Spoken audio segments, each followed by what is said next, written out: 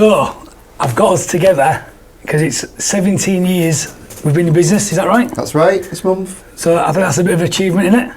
It is. And I thought, I've been trying to get you on a podcast for a year now. Is that fair? Yeah. On 2. 2 years. Getting on 2 years, 2 years isn't now.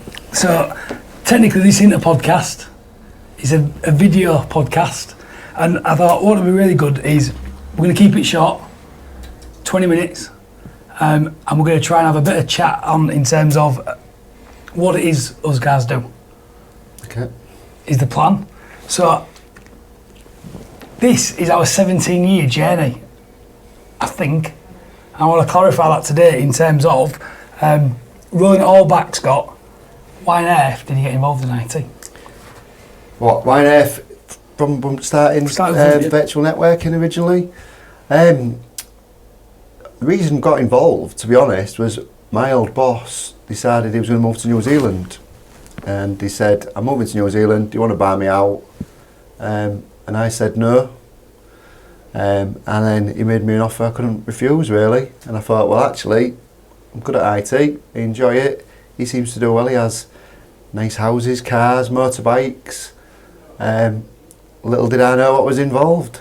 But yeah, it's been a journey. And Dean, before we jump into, you know, there's a great thing on leadership, Scott, I don't know if you've seen it. It talks about when you're a leader, you're the first born who gets up in a field and does like a bit of a crazy dance. And you become a real leader when you get your first follower, which is Dean. Dean, and when did you start, Dean? I started in 2006, was it? Yeah. 14 years ago. Just started off in a little unit, Louis Pelman Centre, back at Heatherwell Road. We had Scott had a desk. I think the day I started, I basically turned up with a laptop. I had a bit of a laptop, pen and paper, and I think I actually didn't even think I had a desk. I just had a chair at that point. I think I was waiting for the desks to come. Waiting for the desks, yeah. No windows. No windows. No, nothing. No cloud. Back No to cloud. basics. Yeah. There's no cloud then. So what has changed in that time? Because before we go on the journey, there's a little bit we haven't shared, a bit, sort of before that a little bit, I think. You're always telling me IT is a piece of cake. He says it all the time to us, doesn't he, Dean? Yeah. You know, we'll come up with these different solutions. He's like, Dean, why can't you support it? It's a piece of cake. But you had a lot of knowledge of working in the cake sector, didn't you? Yeah, I used to be a contractor for various big companies, including Sarah Lee's. Made chocolate cakes. Yeah. And supporting the IT and the infrastructure around that. Supporting the IT, worked for them, worked for Dunlop Slazenger, supporting their IT for Europe, NHS, trusts, food standards, meat hygiene service. So a lot of manufacturing and a lot of what I would call traditional IT. Yeah, very traditional. What I'd never understand when I got. No, lots of server engineer by trade. So then, roll this forward then, Dean. So Scott starts the business. You're crazy enough to follow the crazy dancer, shall we call him? Yeah. And he can move. Yeah. He can move. He can move, can't he? Yeah. So what was it like in the early days, the early virtual networking days? I think it just basically what you said then, the traditional side of it. We were sort of used to servers, physical servers on site, workstations of all the data held locally, and then the transition the past few years to the cloud, it's just been massive. But yeah, from day one it's always been traditional localised systems on site. That's where I basically started, and I've seen the transition over the years. So no one understands IT support. And when we roll this forward, I think our sort of first encounters, because you two were a double team, I know, you come as a pair, don't you? Yeah. 2 peas in a pod, just an odd pod. And I think we first sort of crossed paths 2007, as I've got it on there, and used to support my IT when I was in a construction business. Yeah. And for me, you used to store everything. Nothing was a problem. I think it's trying to explain to companies what it is that us guys do, because since I've joined back again, you know, so I think it's 2018, us guys have worked together throughout that time, haven't we, in different ways.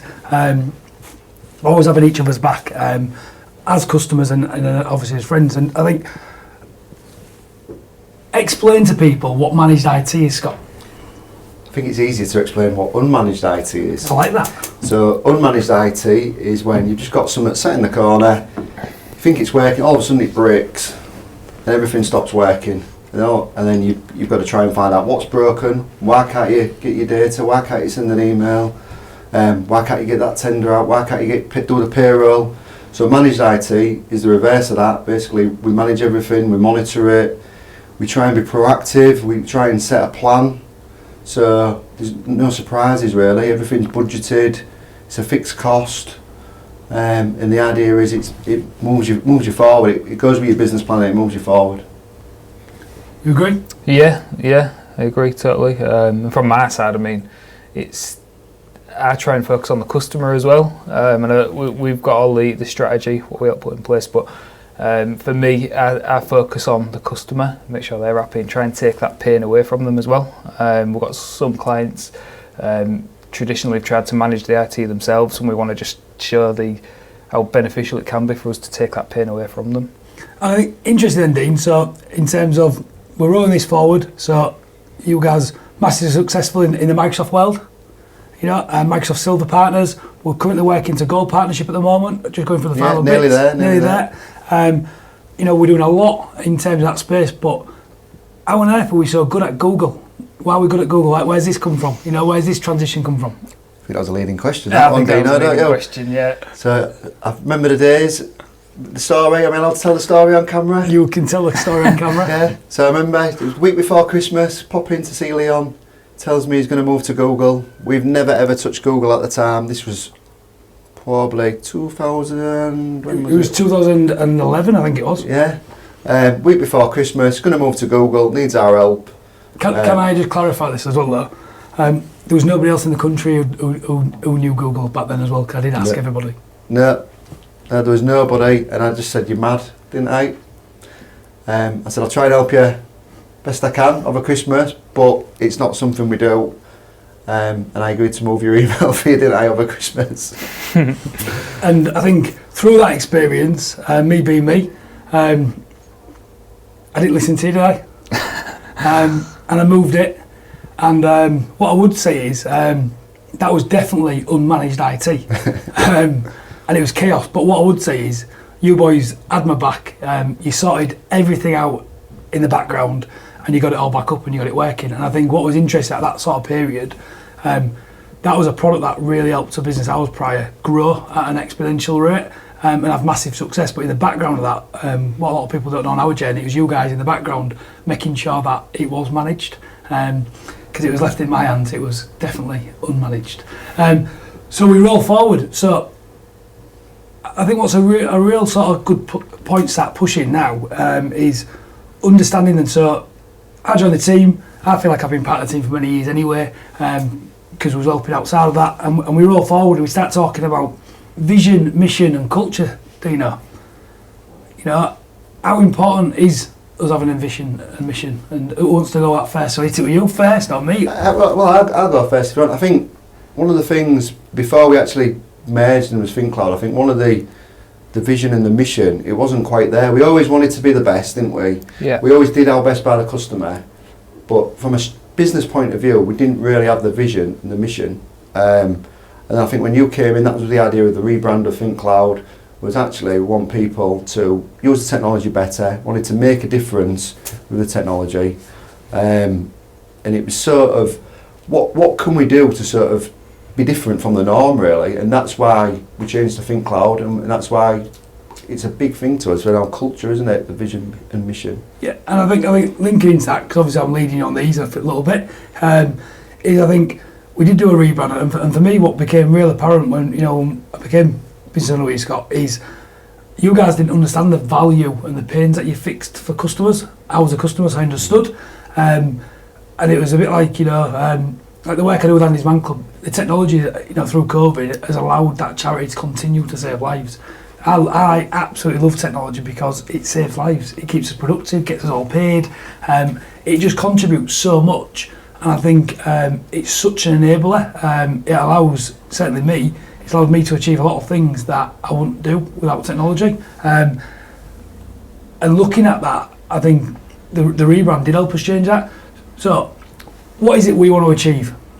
What is it? What are we trying to achieve as a business? When we look at it, we've put on there multi-award winning and the North's go-to cybersecurity and managed IT service provider. And when I was looking at and questioning that, what does that look like in a world of a customer, in a customer's eyes?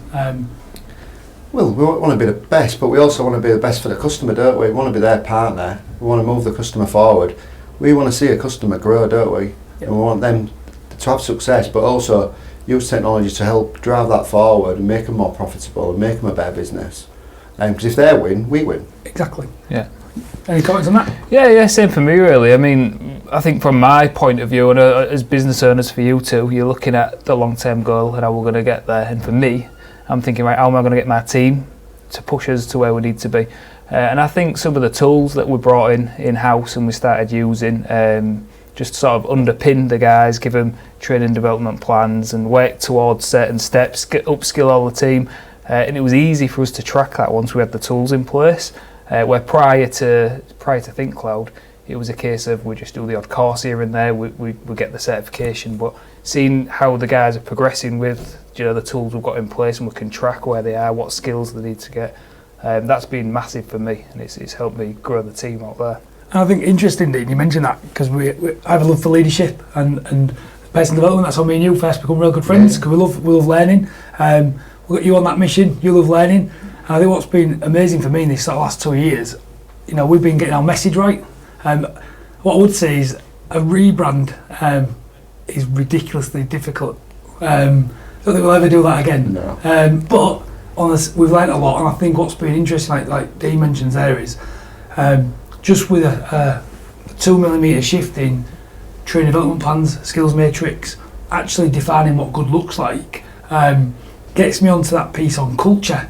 So when I say culture, I remember saying this 2 years ago, and you two both looked at me as if it was good. If you two started explaining a DC, a domain controller, yeah, I know what them is now. I just won't get it. And when I first mentioned about vision, mission, culture 2 years ago, what would you say has changed your thinking around that? Because you guys embody it. Dean, you mentioned it straight away there. Your team in there, instilling it, delivering it. Explain to me how important you think culture is to us as a business. Well, for me, again, like you say, going back to 2 years ago, the whole culture thing, I didn't really think too much of it. It's the way we've built the team around our culture, the way we operate day to day, the way we present ourselves to the customer, the way we tackle jobs, individually or as a team. We all come together, and I think it just takes one bad employee within an organisation just to sort of disrupt the full team. And we've gone through that pain, and I think by embracing our culture and seeing the close-knit team we've got now, like you say, like you mentioned earlier, everybody's got each other's backs. How many organisations can say they've got that? And I think it's just been a huge driving point to me. If I get, we're all sort of listening actively for any problems, and we're all willing to jump in and help. And that's for me is the culture of the team. We're all there to help each other. We all want to be winners, and that's what I love about working for ThinkCloud. Love that, Dean. Out to add? Yeah, well, culture's the glue, innit? What binds us together, and I think, if anything, if somebody comes in and fits our culture and they have the right attitude, then we can move them forward, can't we? They'll fit in as part of the team, and technically we can bring them along. Where before we was thinking technically and looking at the technical skills, and then they won't fit in the culture. Yeah. And it made it quite difficult for us a few times, didn't it? And I think what's interesting is, we say we've got like our own transformation formula. So to transform each other, the right people, the right process, technology, and I've been harping on about that since the start, and you guys have bought into that. And I think what's, for me, being part of the journey is you guys are ridiculously technical to a level of, like beyond, he's like Rayman at times, isn't he? And I'll just chuck that in there. But I think that what's great about that is, though, it comes back to people all the time, and you are very much as you like Rayman, you're a people guy, right? And that's what we are as a business. And I think for me, I like my psychometric tester. I like understanding people. I like understanding myself, because if I can understand myself and I can understand others, we can get together. And I think that's what's changed for us. Us understanding that we are all different. So talk to anyone listening. The importance of understanding that we follow a psychometric model called Make a Difference by Dr. Larry Little. We love it, don't we? Yeah. It has made a huge difference, would you say? Has it made a difference to us? Huge, yeah. Talk to people who are listening about the importance of like a psychometric test, like a Make a Difference. How does it, and as being a leader in there on the ground with the team, how do you use that tool set within the business? Well, the way we've used it is to sort of plug holes for different personalities and traits. The testing's been crucial for sort of when we're bringing new employees in. We've sort of looked at areas where we need people who maybe have got process built in them, and we can identify that through these tests. Or we've maybe got people who we can identify in the test who are people person, good communicators with the customer, good at completing tickets, a bit more detailed. And I think these tests have sort of been able to analyse and pick the best traits out of the people, what we need to fit us, rather than just based on skills. We sort of look at the personalities and make sure that they're going to fit the organisation. So that's been key for me. How to add to that? Yeah, I think it also, you look at where you need to develop as well. How do you speak to particular people, because they're different from you. We're not all the same, because at the beginning we used to treat everybody the same. You didn't understand why someone didn't get a proposal or somebody didn't understand how a project was going to work. Well, actually, once you've done it for a while, you can work out what kind of people they are, can't you? Yeah. And then you think, well, actually, I need to explain this in a different way. And once you get onto their level, it just works a lot better. And from a technical point of view, obviously there's the 4 different animals, and we know that in certain aspects we need the camel personality, the process orientated people for certain jobs when we're doing a big project, don't we? So yeah, and I think for me, why I love that sort of model is we can get frustrated in the process. We're completely different, me and you, aren't we? Right? But then there's certain aspects where we know how to explain an idea to each other. Psychically. Yeah, psychically. But on the flip side, though, I think and it's no different to it in a team. We all know that we've got specialist roles. I think what's been quite good for us now, we now understand that there's certain areas, if a customer needs value, we're prepared to go to that different person in that team and get that value out of that person. And I think that's huge on that. So, security I want to talk about, because prior to starting, I never understood the importance of security like I do now. Obviously, I'm getting trained in that field now. I'm seeing it more now. Can we explain the importance of cyber security and a little bit like, we're working with local government now and partnering, doing consultancy work now around that, around Cyber Essentials Plus. Why is security so important to us as a business, and secondly, our customers? I think it's really, really important, because they say every 11 seconds somebody's getting hacked in the UK. That's going to change next year. It keeps going down. They also say 1 in 2 people or 1 in 2 businesses are going to get hacked at the minute, and it's more a case of when than if. So it's going to happen. People are going to try and hack us, and as an IT company, we're a prime target, because we've got the keys to the kingdom, we've got people's passwords, etc. So we have to be really, really on top of security, and that's why I'm proper on it, if you like, and that's why we're Cyber Essentials Plus certified, and we keep moving along. All the guys are doing certification. And explain to someone, so Cyber Essentials and Cyber Essentials Plus, what's the difference between the two? Okay, so Cyber Essentials is more or less a self-certification. I think it's a series of about 24 questions.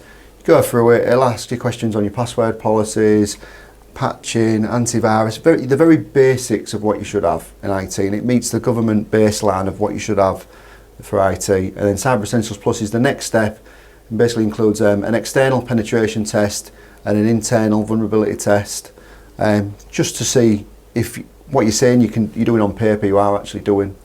And really, if you're dealing with any public sector, you should be Cyber Essentials. If you're in the supply chain, whether you're direct supply or maybe one underneath, or if you're in Ministry of Defence, you definitely need to be Cyber Essentials Plus. And plus, if you're a solicitor or an accountant or them kind of services, you should definitely be Cyber Essentials Plus, really. And Dean, being on the front line, you see the devastation caused when people haven't got the house in order. Yeah. Talk us through that a little bit, in terms of what's going on out there, what you're seeing. Yeah, I mean, for us, like Scott just said, with the Cyber Essentials, myself and the team are putting customers through that now as we speak. We've got 3 or 4 customers going through it. It's just, for us, it sets the foundation of how secure we want a customer to be from a basic level, like I said, and then progressing to the Cyber Essentials Plus. But yeah, it can be devastating. We've seen real world scenarios of crypto viruses happening from customers that have not been secure. And we don't want it to get to the point where you have to have, you've been compromised to be able to experience that pain, then to start looking at your security and start tightening things. So we sort of try and work towards that standard from the beginning to make sure that this isn't going to happen, or we're going to try and prevent it from happening.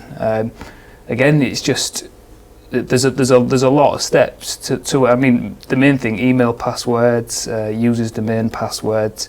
We see it on a daily basis. Passwords are not secure. So the good thing is the team's trained to sort of identify and spot these vulnerabilities, and maybe let somebody know that the passwords are not secure, and we sort of make a note of that, and then we follow up to make sure that it's sealed. So love that. And I think linking, lastly, because I'm mindful of time, but we say that we're a strategic IT partner, and want our companies to, customers to succeed through technology. And if you look at the work we're now doing under the Digital Catalyst scheme, which is built up on our own Catalyst scheme as well, what is it that we're doing? Where is it? What value are we adding to our customers? Do you guys think there? I think what we're doing is we're going in with the customer. We're looking at it from a strategic business point of view, not an IT point of view. What does the business do? What do they need to do to function from a sales point of view, from an operations point of view, from an accounting point of view? We look at that as part of Digital Catalyst and our own Catalyst. Yeah. And then we sort of link that back to their IT plan, don't we? And their IT budget, because there's certain efficiencies they can make where we can help them make that 20% extra, or reduce cost by 30%. That's our winning line, really, isn't it? Yeah, I guarantee is we can help companies generate 20% higher value at 30% lower cost, and technology is key to that, And I think interestingly, you guys have been pivotal in helping, charity close to my heart, Andy's Man Club achieve success through technology, and return on investment and money is a challenge to a charity, but you guys have made that happen with the right strategy, right tools. We continue to that through other businesses within our circle. And what are you seeing in terms of the business changing? Because I did lead a question earlier. What I think we do well is we do best in class technology. So we do Microsoft and we do Google. We use Google ourselves because it fits our model better for how we communicate and collaborate. But Microsoft's still an awesome tool for the right business.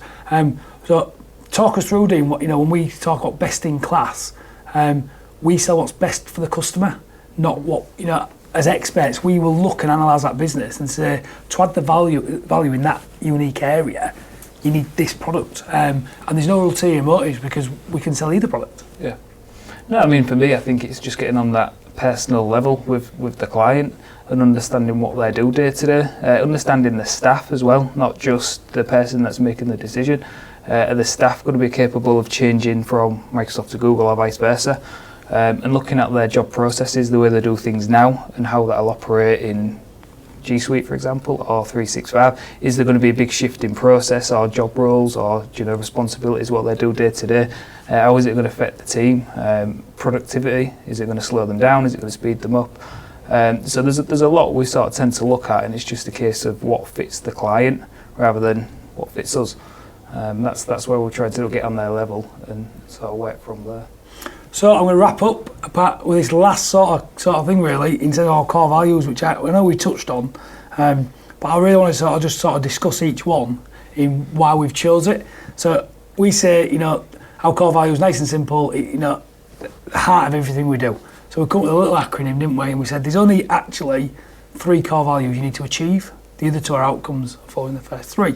So when I talk about human, no jargon, be real, be loyal, be caring, be radically honest, always do the right thing. Talk to me about that. Come on, what do we mean when we say that? You bet. Want me to go? Yeah, go on.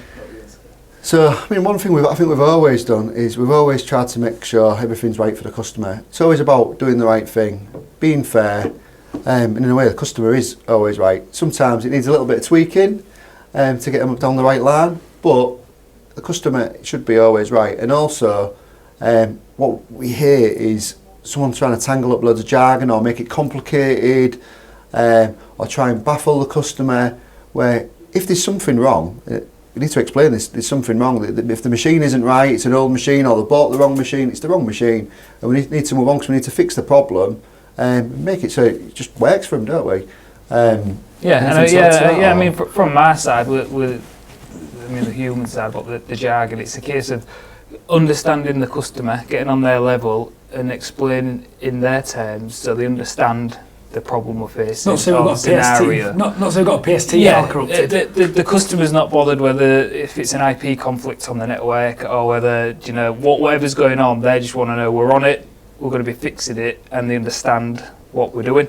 Without getting too technical, so that's what we aim to do. And I mean, some customers do want the detail. We can go that far if we need to, can't we? We've got IT managers so we look after businesses with IT managers, and sometimes or IT directors, and we need to talk very technical to them. We can do that. Yeah, it's just understanding their personalities and how they want to. You can know yourself how that information's going to come across and how they're going to interpret it. So.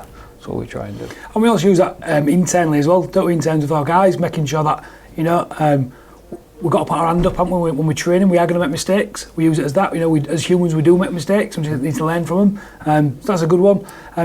E then, enthusiasm, so intense enjoyment, our interest, our approval in all that we do. What do we mean by that, Dean? Well, we'll come to work every day. We'll spend a lot of time with each other. We'll spend a lot of time with the customers and the tools. We need to enjoy that, and I think you need enthusiasm to do that. If you're not enthusiastic about your job or your role or talking to people, fixing problems, then obviously you're probably not in the right trade.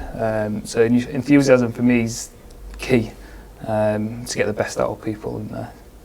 We've got no time for grumpy experts, and I can be grumpy at times, you can be grumpy, but we all get told, don't we? Yeah. And we use this, and I think a good example of that is, Scott's been known to be grumpy now and again, hasn't he?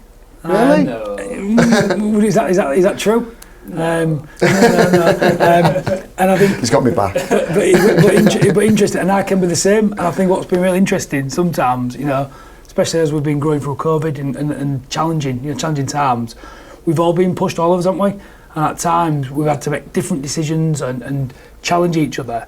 But what I love about these is, if we're wrong, I'm human. I mean, to be fair, obviously we're working with you too. It is challenging at times. Talk to us about that. In what way? I've got Scott pulling on this arm and I've got Leon pulling on this arm. And I've tried to be the mediator with myself as well as you two.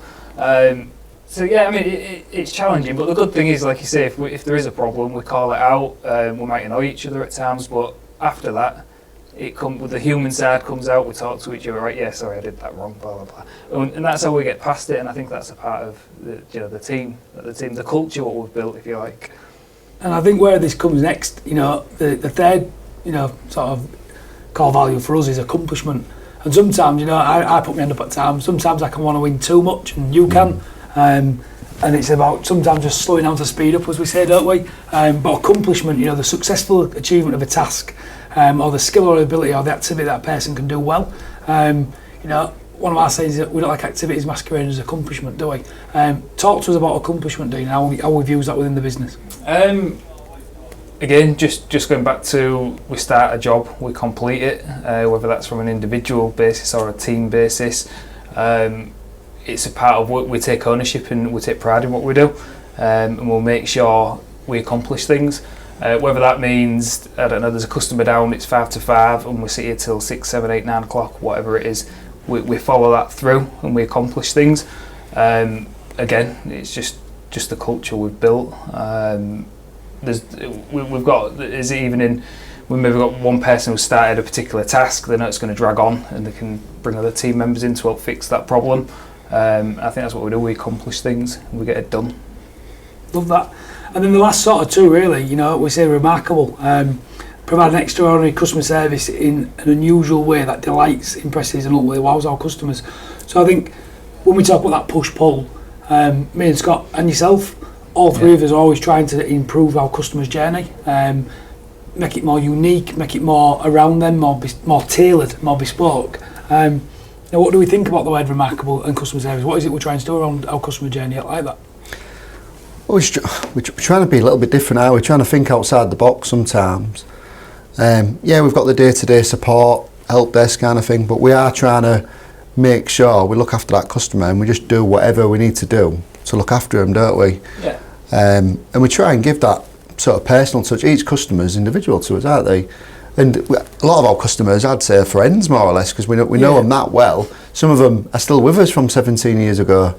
Yeah. Some of them I've dealt with over 17 years. I dealt with them before we even set up. So it's good to have them long-term customers. Yeah, I think so. Yeah, and it goes back to the way we treat customers, I think, as to how we retain so many, and as well that the customers that we have got for sort of long-term sort of fit us as us fitting them.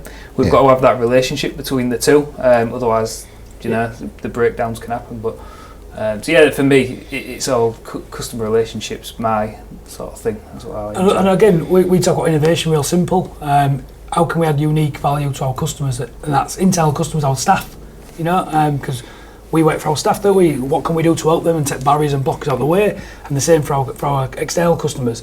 I think that's why we've added products such as Xero, Unleashed, where we're trying to be full market, and that's why we have got also within our tool stack Microsoft 365 and G Suite. So we have got, traditionally, in IT, you guys wouldn't do.